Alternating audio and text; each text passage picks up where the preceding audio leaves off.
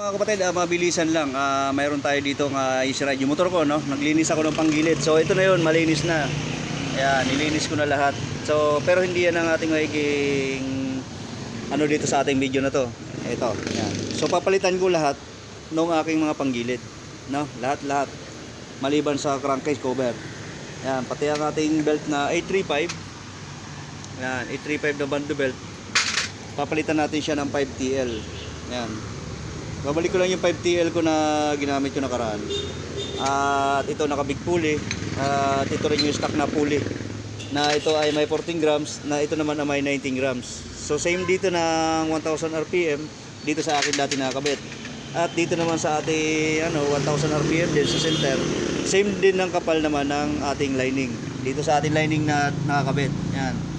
At syempre, magkaiba rin sila dito ng ating bell. So yung dati nating bell, ito pa rin. So same pa rin ang ating kakabit. Shoutout Team Pasay. Gawa po ito ng Team Pasay. So yun ang ating kakabit muna to. Diyan na muna yung aking stock.